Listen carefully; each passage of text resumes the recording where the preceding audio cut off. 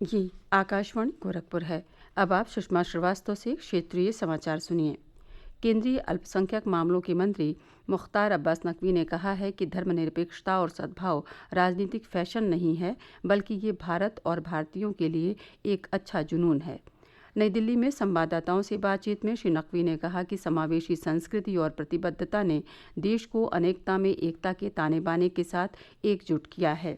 24 अप्रैल से रमजान का पवित्र महीना शुरू होने जा रहा है और देश के सभी धर्मगुरु, उलेमा, धार्मिक संगठन, सामाजिक संगठन ने एकजुट होकर के देश निर्णय किया है और अपील की है मुस्लिम समाज से कि रमजान के इस पवित्र महीने में हम इबादत, इफ्तार, तराबी या और भी जो रमजान के महीने के हमारे धार्मिक कर्तव्य हैं, उनको हम अपने घरों पर ही सोशल डिस्टेंसिंग का ध्यान रख करके उन कर्तव्यों को पूरा करें।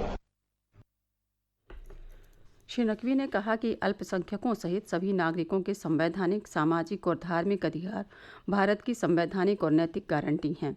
श्री नकवी ने कहा कि भारत में मुसलमान समृद्ध हैं और जो लोग माहौल को ख़राब करने की कोशिश कर रहे हैं वे उनके मित्र नहीं हो सकते। उन्होंने कहा कि लोगों को दुष्प्रचार के उद्देश्य से फैलाई जा रही फर्जी खबरों और साजिशों से सावधान रहना चाहिए। श्री नकवी ने कहा कि प्रधानमंत्री नरेंद्र मोदी के नेतृत्व में समूचा देश जाति, धर्म और क्षेत्र के सभी बंधनों को तोड़कर कोरोना के खिलाफ लड़ाई में एकजुट है। श्री नकवी ने बताया कि 30 से अधिक राज्य वक्फ बोर्डों ने रमज़ान के महीने में सभी मुस्लिम धर्मगुरुओं, इमामों, धार्मिक तथा सामाजिक संगठनों, मुस्लिम समुदाय और स्थानीय प्रशासन के समन्वय और सहयोग से लॉकडाउन के नियमों का कड़ाई और ईमानदारी से पालन करने और सुरक्षित दूरी बनाए रखने की कार्यनीति पर काम करना शुरू कर दिया है। उन्होंने कहा कि लोगों को स्वास्थ्य कर्मियों, सुरक्षा बलों, प्रशासनिक अधिकारियों और सफाई कर्मचारियों के साथ सहयोग करना चाहिए, क्योंकि ये कोरोना जैसी महामारी में अपनी जान जोखिम में डालकर भी लोगों की सुरक्षा और कल्याण के लिए काम कर रहे हैं। केंद्र सरकार ने सभी समाचार पत्रों और मीडिया प्रतिष्ठानों को कोविड-19 महामारी के मद्देनज़र मीडिया कर्मियों की समुचित स्वास्थ्य रक्षा सुनिश्चित करने का परामर्श दिया है। सूचना और प्रसारण मंत्री प्रकाश जावड़ेकर ने ट्वीट संदेश में कहा है कि ये बहुत ही दुखद है कि मुंबई में इलेक्ट्रॉनिक मीडिया के 50 से ज़्यादा पत्रकार कोरोना वायरस से संक्रमित पाए गए हैं। उन्होंने कहा कि हर एक पत्रकार को समुचित सावधानी बरतनी चाहिए। मुख्यमंत्री योगी आदित्यनाथ के पिता आनंद सिंह बिष्ट का अंतिम संस्कार आज सुबह उत्तराखंड के ऋषिकेश में फूलचट्टी में गंगा तट पर हुआ। उनके पुत्र मानवेंद्र सिंह बिष्ट ने पिता को मुखाग्नि दी। उत्तराखंड के मुख्यमंत्री त्रिवेंद्र सिंह रावत समेत कई मंत्री और गणमान्य व्यक्ति उनकी अंतिम यात्रा में शामिल हुए। मुख्यमंत्री के पिता आनंद सिंह बिष्ट का लंबी बीमारी के बाद कल नई दिल्ली के एम्स अस्पताल में निधन हो गया था। मुख्यमंत्री योगी आदित्यनाथ ने लॉकडाउन के कारण पिता के अंतिम संस्कार में शामिल नहीं होने का निर्णय लिया था। उन्होंने अन्य लोगों से भी कम संख्या में अंत्येष्टि में शामिल होने की अपील की थी। उधर गोरखपुर में गोरक्षनाथ मंदिर परिसर में आज शोक सभा का आयोजन कर नाथ पंथ के साधु संतों, धर्माचार्यों और कर्मचारियों ने दिवंगत आत्मा की शांति के लिए प्रार्थना की।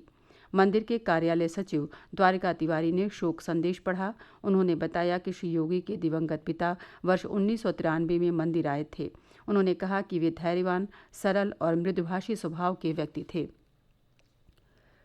मुख्यमंत्री योगी आदित्यनाथ ने लोक सेवा दिवस के अवसर पर सभी लोक सेवकों और उनके परिवारों को बधाई दी है। ट्वीट संदेश में मुख्यमंत्री ने कहा कि लोक सेवकों ने राष्ट्रहित में सदैव व्यापक योगदान दिया है। उन्होंने कहा कि कोरोना महामारी के संकट के समय भी लोक सेवक समर्पित भाव से निरंतर कार्य कर रहे हैं। प्रदेश में 1 करोड़ से अधिक लोगों ने आरोग्य सेतु ऐप को अपने मोबाइल में डाउनलोड किया है। प्रदेश के गृह विभाग एवं सूचना तथा जनसंपर्क विभाग के अपर मुख्य सचिव अवनीश अवस्थी ने आज लखनऊ में बताया कि मुख्यमंत्री योगी आदित्यनाथ ने सभी प्रदेशवासियों से आग्रह किया है कि वे आरोग्य सेतु ऐप को डाउनलोड करें और अन्य लोगों को भी इसके लिए प्रेरित करें।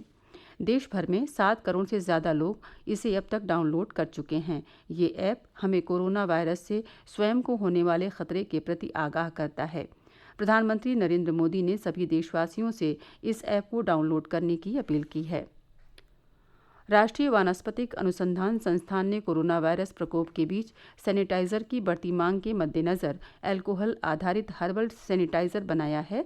इसमें बहुत प्रभावी प्राकृतिक रोगाणुरोधी एजेंट तुलसी और कीटाणुओं को मारने के लिए आइसोप्रोपिल अल्कोहल है। संस्थान के निदेशक डॉक्टर एस.के. बारिक ने बताया कि हर्बल हैंड सैनिटाइजर का चिकित्सकीय परीक्षण किया गया है और सतह के रोगाणुओं को नष्ट करने में इसे बहुत प्रभावी पाया गया है। उन्होंने बताया कि इसका प्रभाव लगभग 25 मिनट तक रहता है और ये त्वचा को निर्जलीकरण से बचाता है। डॉक्टर बारिक ने बताया कि क्लीन हैंड जेल के ब्रांड नाम का ये उत्पाद बहुत जल्द बाजार में उपलब्ध हो जाएगा। इसके साथ ही क्षेत्रीय समाचारों का ये बुलेटिन समाप्त हुआ। नमस्कार।